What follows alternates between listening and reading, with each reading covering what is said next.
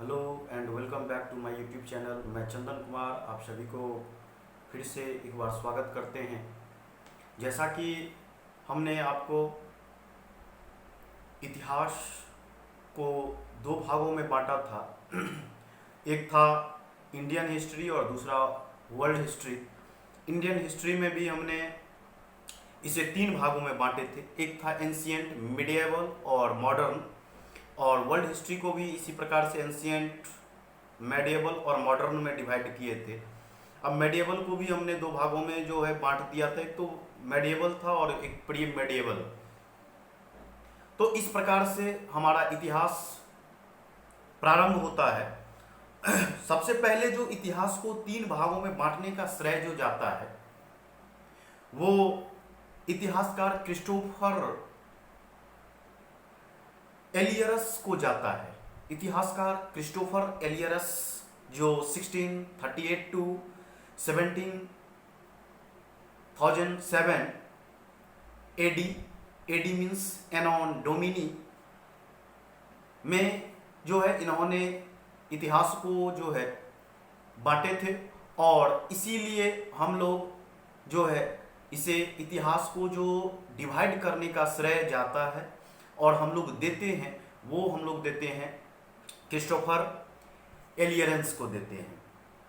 अब ancient India में जैसा कि हमने आपको पहले भी बता चुका है कि जो एंशियंट इंडिया है वो उसमें हमने early man, Indus valley civilisation, Vedic age, उसके बाद जो है मगध एम्पायर, उसके बाद जो Alexander, invention of India, Jainism, Buddhism, साथ ही साथ जो है the Mauryan empire, north India for 2000 BC to 3000 AD, उसके बाद द ग्रीक, उसके बाद उसके आगे जो हम लोग आगे आते हैं तो हमारे पास होता है Indo Persians, the Sakas, the Kushan. इस प्रकार से हमारे जो है एंशियंट इंडिया, और एंशियंट इंडिया का ये जो है जो हमारे भारत में जो शासक था, जो शासन किया था, उसका हम लोग अध्ययन करते हैं।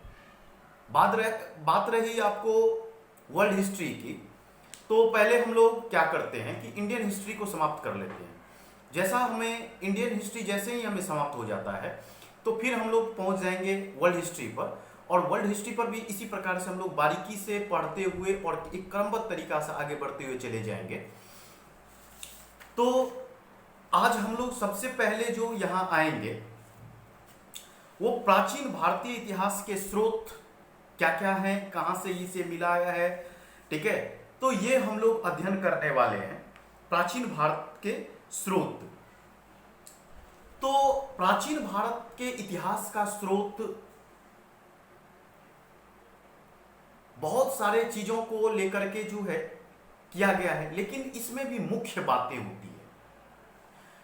अब हम मुख्य बातों की चर्चा करें तो क्यों ना थोड़ा सा और हम पीछे चले जाएं। तो आप जानते हैं जब भारत का मैप बनता है तो आप जानते हैं कि नॉर्थ, ईस्ट, साउथ, वेस्ट जो हमारा जम्मू कश्मीर है वो हमारे नॉर्थ रीजन में पड़ता है, और जो साउथ रीजन हो जाता है वो साउथ इंडिया हमारे साउथ रीजन में पड़ जाता है। उसके बाद जो ईस्ट में है वो ईस्ट इंडिया हो जाता है, जो ईस्ट वाले क्षेत्र है, और वेस्ट में जो हो जाता है वेस्ट वाले छोड़, यानी हम लोग कहें तो पाकिस्तान, पंजाब वाले जो रीजन है, पंजाब, राजस्थान, ये सब वाले जो रीजन है ये सब क्षेत्र पड़ जाता है। तो इस प्रकार से हम लोग अपने मैप के सहारा से भी इस चीज को हम लोग देख सकते हैं और इसका अध्ययन कर सकते हैं। कह रहा है कि उत्तर में हिमालय से लेकर के दक्षिण में समुद्र तक फैला जो उपमहाद्वीप है वो भारतवर्ष के नाम से जाना जाता है, जिसमें महाकाव्य से लेकर के पुराणों में एक नाम को लिया गया है और वो है भारतवर्ष, जिसे एक भरत मुनि थे और उनके नाम पर जो है इस देश का नाम, इस क्षेत्र का नाम, इस भूभाग का नाम पड़ा भारत। और हम लोग जानते भी हैं कि यहाँ के जो निवासी, जैसे अगर मान के चलिए कि कोई किसी देश का निवासी है